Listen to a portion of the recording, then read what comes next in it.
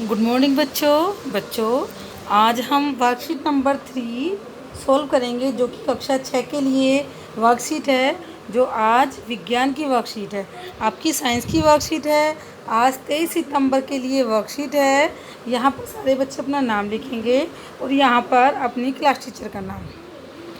बच्चों, जो आज हम टॉपिक पढ़ने वाले हैं वो है भोजन के घटक, कंपोनेंट्स ऑफ फूड। भोजन में क्या क्या पाया जाता है, आपने सुना होगा विटामिन, प्रोटीन, कार्बोहाइड्रेट, वसा, आपने इन सब के नाम तो सुने होंगे। तो हम एक एक करके इसका पढ़ेंगे। आज जो हम पढ़ने वाले हैं वो हम कार्बोहाइड्रेट्स के बारे में पढ़ने वाले हैं कि किस तरह से किस प्रकार के भोजन में कार्बोहाइड्रेट्स पाई जाती है। जैसा कि आप पढ़ चुके हैं, कार्बोहाइड्रेट्स ऊर्जा प्रदान करने वाले पोषक हैं। हमारे भोजन में उनका उपस्थित होना बहुत ज़रूरी है। देखो, हमें कार्बोहाइड्रेट से ऊर्जा मिलती है। ऊर्जा मतलब एनर्जी मिलती है, जिससे हम काम कर पाते हैं। अगर हम किसी दिन थके थके होते हैं, एनर्जी की कमी होती है, तो हमारा कुछ भी काम करने का मन नहीं करता। आपने महसूस किया होगा, आप कहीं दौड़ कर आए हो या कहीं आप किसी दिन आप बहुत काम कर लिया हो, उस दिन आपका कुछ भी काम करने का मन नहीं करता, आपकी बॉडी आपका साथ नहीं देती। तो उस समय हमारे अंदर ऊर्जा की कमी हो जाती है। और हमें ऊर्जा किन पदार्थों से मिलती है, भोजन के किन पदार्थों से मिलती है, जिसमें कार्बोहाइड्रेट पाया जाता है। हम आगे पढ़ेंगे कि किन किन चीज़ों में कार्बोहाइड्रेट पाया जाता है। सबसे पहले देखो, आप ये बताइए कि आप जो खाना खाते हैं उसमें आप क्या क्या चीज़ें शामिल करते हैं, प्रतिदिन क्या क्या खाते हैं। नंबर 1 पे आपको रोटी लिखा हुआ है। रोटी तो सारे बच्चे खाते हैं। दूसरा क्या खाते हैं सारे बच्चे? सब्जी। रोटी सब्जी के साथ खाई जाती है बेटा। सब्जी में आपकी दाल भी होती है, चावल होते हैं, और क्या होता है? सलाद होता है आपका। और क्या होता है? और आपका होता है छाछ पीते हैं। तो मोस्टली सब बच्चे यही चीज़ खाते होंगे अपने खाने में।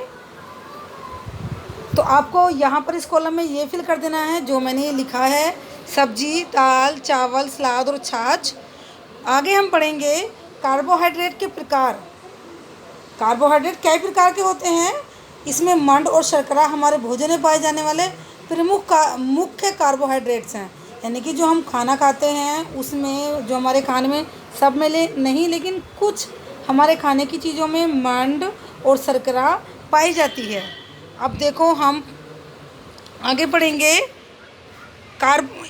देखो, यहाँ पर पोषक का नाम है, यहाँ स्रोत है, यहाँ उसके कार्य हैं और यहाँ खाने की चीज़ें हैं। देखो, हमारा जो आज हम पोषक तत्व पढ़ रहे हैं वो है हमारा कार्बोहाइड्रेट्स। किस किस से मिलता है वो? गेहूँ, चावल, चीनी, आलू, इन सब में कार्बोहाइड्रेट पाया जाता है। अगर आपसे आगे कोई ये पूछे कि कार्बोहाइड्रेट किन किन चीज़ों में पाया जाता है, तो आप इनके नाम ले सकते हैं। इनके अलावा भी बहुत सारी चीज़ें हैं जिनमें कार्बोहाइड्रेट पाया जाता है। तो बेटा, और ये कार्बोहाइड्रेट करता क्या है हमारे शरीर में? मैंने आपको ऊपर भी बताया था, ये हमारे शरीर में एनर्जी लाता है, जिससे हम काम करने लायक बनते हैं, जिससे हमारे अंदर कार्य क्षमता बढ़ती है। तो देखिए, ये हमारे शरीर में ऊर्जा देता है। और ये क्योंकि ऊर्जा देने वाले हैं, भोजन में पाया जाता है, तो ये हमें क्या देता है? ऊर्जा प्रदान करता है। और देखो किससे मिलता है ये? ग्रेन, चावल से। ग्रेन अनाज से, और यहाँ रखे हैं चावल प्लेट में, चावल से। और ये आलू, ये ऊपर भी लिखा हुआ था कि किन किन चीज़ों में पाया जाता है। तो देखो, यहाँ पर हमें पोषक तत्व का नाम है, हमारे पोषण का नाम है, यहाँ स्रोत है, किन किन चीज़ों में पाया जाता है, यहाँ कार्य है, उसके क्या काम करता है, और किन किन खाने की चीज़ों में पाया जाता है। देखिए, अंदाज़ा लगाइए कौन कौन से खाद्य पदार्थ कार्बोहाइड्रेट के पोषक तत्व हैं। देखो, यहाँ पर दिया गया है चावल है हमारा कार्बोहाइड्रेट्स का। देखो, ये आलू की सब्जी है, इसमें भी कार्बोहाइड्रेट्स है। दाल में होती है कार्बोहाइड्रेट्स, रोटी में होती है कार्बोहाइड्रेट्स। तो आप यहाँ पर लिख सकते हैं रोटी, दाल, चावल। तो इनमें आपके क्या है? कार्बोहाइड्रेट्स। और देखो सब्जी भी है इसमें, हरी सब्जी जो होती हैं, हरी सब्जी में भी कार्बोहाइड्रेट्स पाया जाता है। ठीक है, तो यहाँ पर ये आप लिख देंगे। आगे है बच्चों, क्या आप पता लगा सकते हो कि आपके भोजन में मंड उपस्थित है या नहीं? आप ऐसे देख के नहीं पता लगा सकते ना कि मंड है या नहीं। अब देखो हम एक परीक्षण करेंगे, उससे पता चल जाएगा कि हमारे भोजन में मंड है या नहीं। देखो, खाद्य पदार्थ या कच्ची सामग्री को, किसी खाने की चीज़ या कोई भी कच्ची चीज़ को लेकर उसमें दो तीन बूंद तनु आयोडीन होता है बेटा, आयोडीन नमक को बोलते हैं। एक पतला वाला नमक, बारीक वाला नमक लेकर उसे जो पानी में घुल जाए उसे उस खाने की चीज़ पर डालिए। अगर ये खाद्य पदार्थ का रंग में अगर परिवर्तन होता है, देखो कि परिवर्तन हुआ उसमें, उसका रंग बदला, उसका नीला या काला रंग हुआ। यदि खाद्य पदार्थ का रंग नीला या काला हो जाए तो समझ लेना उसमें खाद्य उपस्थित है। यानी कि थोड़ा जो तनु नमक होता है, तनु आयोडीन होता है, उस तनु आयोडीन विलयन है। अगर उसे डाल के देखोगे, एक प्रकार का एक्सपेरिमेंट करने का जो नमक होता है, इसको आप डाल के देखोगे तो अगर आपका खाने का रंग नीला या काला हो जाता है तो समझ जाइए कि इसमें इसमें मंड या शर्करा उपस्थित है।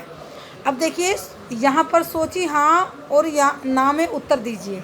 चावल और गेहूँ कार्बोहाइड्रेट्स के अच्छे स्रोत हैं, हमने ऊपर पढ़ा। देखिए हमने ऊपर पढ़ा था, देखो यहाँ पर चावल गेहूँ ये यहाँ पर भी है, इसके स्रोत हैं। ये यहाँ पर भी लिखा हुआ है, तो हमने इसको कर दिया हाँ, पहले में लिख दिया हमने हाँ। दूसरा है आलू में सिर्फ कार्बोहाइड्रेट होता है, तो इसमें आएगा हाँ, आलू में कार्बोहाइड्रेट होता है। तीसरा है खिलाड़ी को खेलने के लिए सिर्फ मक्खन खाना चाहिए। आपको लगता है कि खिलाड़ी को खेलने के सिर्फ मक्खन से काम चल जाएगा, या उसको हरी सब्जी ये सब कुछ खाना चाहिए? तो इसमें आएगा नहीं। मंड परीक्षण में आयोडीन की आवश्यकता होती है, तो आयोडीन की आवश्यकता होती है, हमने यहाँ पढ़ा है कि आयोडीन की आवश्यकता होती है, तो इसमें आ जाएगा हाँ। तो इस तरह से बच्चों हमारी आज की वीडियो है। आई होप आपने एंजॉय किया होगा, आपको पता चला होगा कि किन किन चीज़ों में आयोडीन होता है और किन किन चीज़ों में कार्बोहाइड्रेट्स होती है और किन किन चीज़ों में कार्बोहाइड्रेट्स नहीं होती। आयोडीन का हम कैसे इस्तेमाल करके हम पता लगा सकते हैं कि उसमें हमारे खाने में मंड है या नहीं है। आपको ये सब एक्सपेरिमेंट करना आ गया होगा, आप पता लगा सकते हो अपने भोजन में मंड है या नहीं। और आपको ये पता चल गया होगा कि कार्बोहाइड्रेट्स के स्रोत कौन कौन से हैं, किन किन चीज़ों में पाया जाता है और हमारे शरीर में इसका क्या महत्व है, किस तरह से हमारे शरीर में हमारी हेल्प करता है। तो ये क्या होता है, इससे हमें एनर्जी मिलती है। तो बेटा आपको समझ आई होगी आज की वीडियो और आपने एंजॉय किया होगा। तो बेटा अगर अच्छा लगा हो आपको तो चैनल को सब्सक्राइब कर देना और लाइक करना ना भूलें।